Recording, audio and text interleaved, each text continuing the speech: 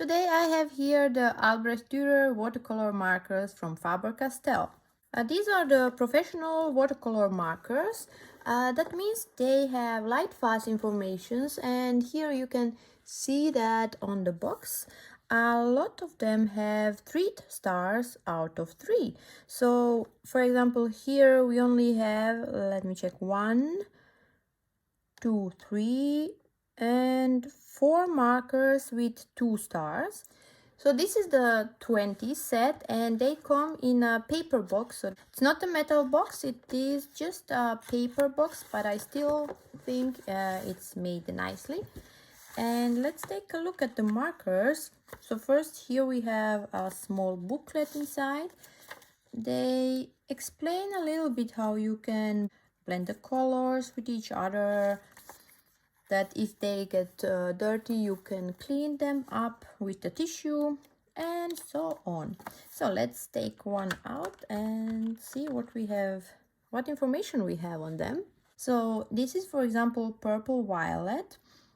We have the color name, we have the color number, and the light fast rating already here on the marker, which is really nice. We have a brush tip, and this is actually a really big brush tip, you can see it here, and on the other side is like a, I would say, chisel tip.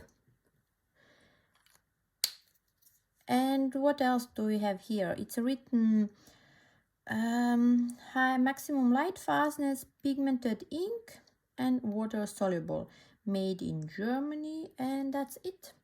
So they are actually pretty nice also when you hold them in your hand.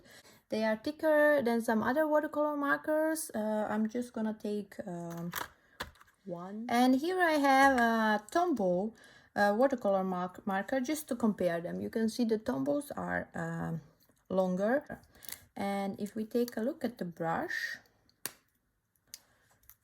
so I hope it is visible.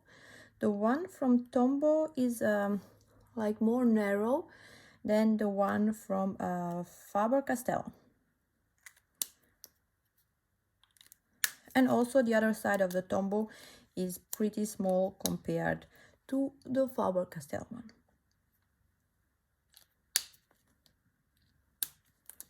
Okay, so now I'm gonna do the swatch. So you get these 2 compartments here, and it is easy to take it out because you have here this small handle with which you can just take this out, and you have your other colors. So I'm gonna swatch these ones and let's see how they are.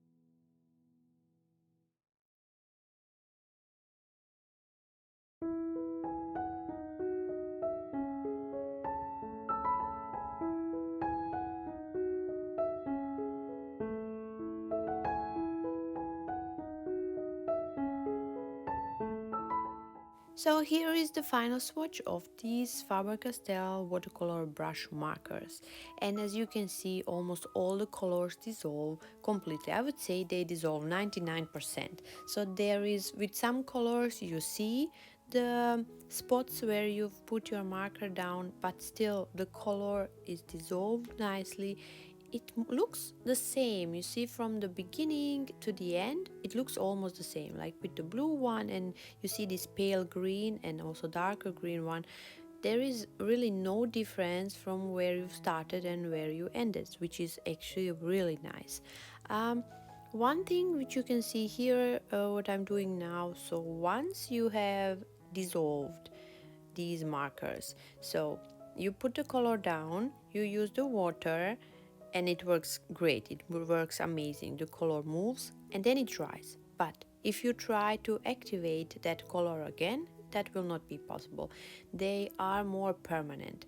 So if you want to correct some mistakes after color has already dried, well, that will be a little bit difficult. As long as the color is wet, or when you've put your marker down, you can put another color on top of it.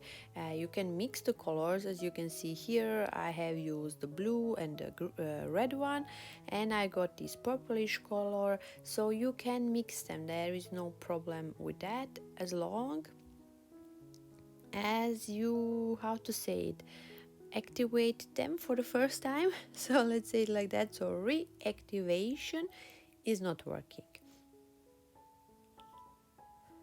I have also tried them on the Bristol paper, where I use the other brush markers or watercolor brush pens, and they also dissolve well there, so they work nicely also on that paper. So it doesn't have to be a watercolor paper, but of course if you want to use a lot of water, you should use watercolor paper. And here you see me mixing blue and yellow to get this green one, and yeah, it works nice. The one thing what I have to say about these markers is, I'm not sure, maybe it depends on the paper. I'm not sure, but when you look at these colors, as I said, they are nice, they dissolve well, everything, but you see that they are not so vibrant. But from the other side, they will not fade. So these are the colors that you will have, because all of these markers have a really good light fast ratings. Actually, I think all of them have 3 stars, from 3 stars. So from that side, they will not fade. And maybe that is because why the colors are a bit paler than when you use some, let's say, even cheaper watercolor brush markers, but then you use that and the color just fades out completely. But at the beginning it's like, wow, amazing and so strong. But what are you going to do when it fades after a couple of months, or let's say couple of years? But with these markers, the colors will stay as they are, so that is a really good thing.